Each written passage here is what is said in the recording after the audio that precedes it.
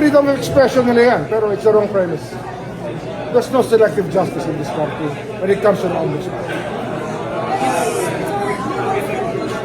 With the fight against Senator Marcoleta, push po pa rin natin po, sir. Wala po bang pressure? Nothing is changing. Nothing has changed. Nothing has changed. Sir, ang paulit-ulit na sinasabi nila ay clear na siya ng COMELEC. Nothing has changed. We will file it. We will file it. Pipilit nitong administrasyon na ito, wala daw selective justice. Ha?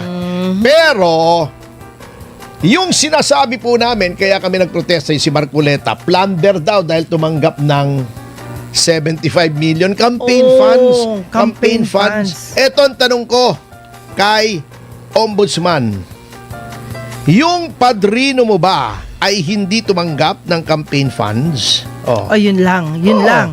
Hindi mo Tanong tumanggap. ng Si mga- Pangulong Marcos ba ay hindi tumanggap ng campaign funds? Parang meron eh. Tingnan Meron. natin, mga kasama. At anong nangyari doon sa mga tao na nagbigay ng salapi kay Pangulong Marcos? Ayan. Noong siya ay kumakandidato. Umpisahan na po natin. Ito, meron tayong nasilip listahan. na. Ito, verified po ito. I-fact check nyo ako kung ang sinasabi ko ay tama o hindi mali. Teka, pareho lang yata yun, ano? Oo. Ito. Okay. Si Melyonario, yung sinasabi ni First Lady na si Melyonario daw. Etong si Melyonario ay nagbigay ng 30 million! 30 million! Pera yan, di ba? Cash! Cash. Kay Pangulong Marcos para siya ay noong siya ay kumakandidato. Si Pangulong Ayun. Marcos ang kumakandidato, hindi si Mel Robles. Ha? Opo. Mel Anong Robles. naging kapalit? Siya ay hepe ng Philippine Charity Sweepstakes Ayan, Office. PCSO na siya ngayon. Palakpakan. Ibig sabihin, may naging kapalit. Yung pagbigay niya ng pera kay Pangulong Marcos, si Mel Mike Robles. Defensor ba may naging kapalit? Siya ba ay naging chief of staff? Wala O eh. nangontrata sa gobyerno? Wala eh. O Wala may eh. ginawang pagkakitahan na kasama si Senator Marcoleta? Wala. Eto. Si Francis Chu Laurel Jr. Yung nagbigay ng 30 Nagbigay din. million sa partido ni Pangulong Marcos. 30 million, 30. O 60 na ha, 60 Campaign na. fund yan, ha? Campaign funds. Anong kapalit? Siya ay ginawang kalihim ng agrikultura. O Yan. palakpakan. Ano nangyari sa agrikultura natin ngayon? Tekno. Kamote! Parang PCSO, puro yung only winner, di ba? Di ba? Inimbestigahan yan dati. Bakit puro isa lang ang nananalo? Ayan, di ba? Yan. Si Anton Lagdameo. Pasensya ka na.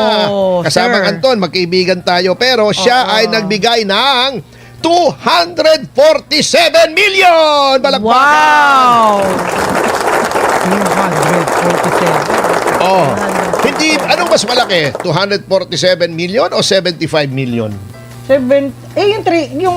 Yung kay Marcos. Yun ang malaki. Ibinigay sa kanya. 247 million. 247 O 60 million plus 247 million o di more than 307 na. Ayun, 307 million. Anong kabalit doon 247 million? Ginawang special assistant to the president. Palakpakan. Cabinet rank. But wait, there's more. Meron pa? Parang home TV shopping no? But wait, there's more. Ayan. Etong si Para lang mo sa kaalaman niya yan, guys. Hubert Dominic Guevara ay nagbigay ng 1 milyong piso kay Pangulong Marcos. Maliit lang. Pero pa yun. may naging kapalit. Siya ay naging Senior Deputy Executive Secretary. Di ba? Ayan na. Ito pa. Ito 100,000 lang. Okay. Si Nesauro Hernandez Firme. Okay.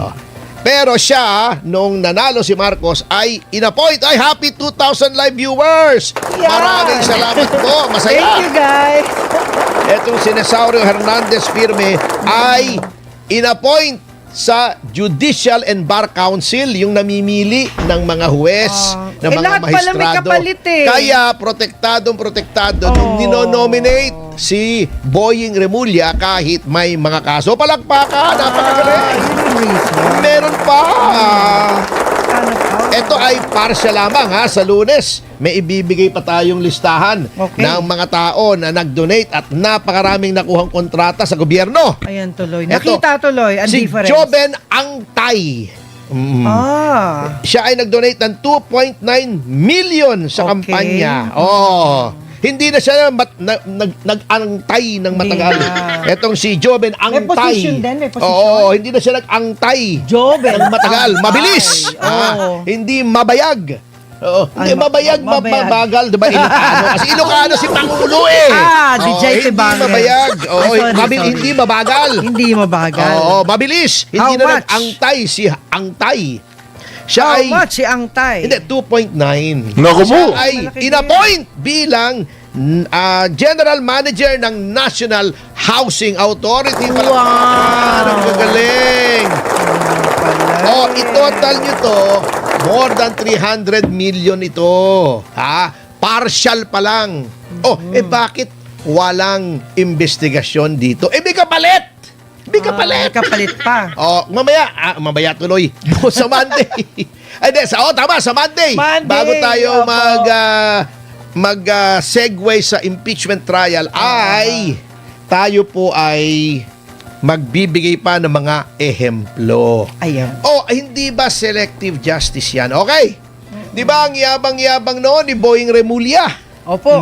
Sabi niya, mayroong 30 mga kongresista na iniimbestigahan kami tungkol sa flood control. Ang tagal na po noon, ka-appoint lang niya. Hanggang Pakitang ngayon. gila siya nasaan. Talaga.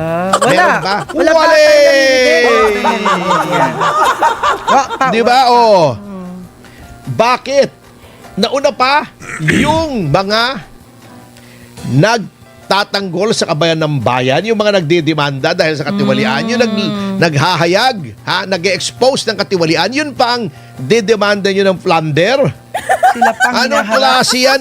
Kaya nga inuna nyo pa si Robin Padilla. Anong obstruction pinagsasabi? Hindi maintindihan tong mga ito, Sinabi na ni John Vic kung hindi daw naman siya pumunta ron para mang-aresto. Saan Wala daw bigay namang ang aresto. galing? Saan ang obstruction of justice? Kung walang warrant o questionable pa yung warrant.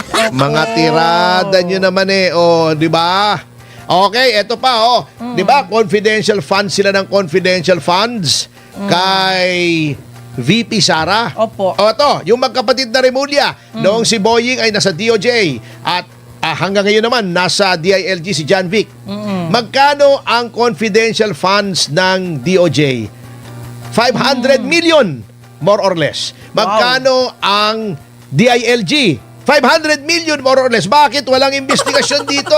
Tama ba? Naayos ba? 1 billion ang total niyang dalawa magkapatid. Bakit sila Wala! pwede? Kanya nga. Yun ang sinasabing selective justice. Ang dami-daming mga congressmen, mga senador ang tumanggap ng kontribusyon sa mga contractors. Yo. Mga contractors na ngayon ay sangkot sa flood control. Pero bakit wala? Imbestigahan nyo rin. Bago sasabihin nyo, hindi selective justice, inuuto nyo kami. Hindi naman kami uto. Ang taong bayan po matalino na, hindi na pwede mga pakyut-pakyut nyo dyan.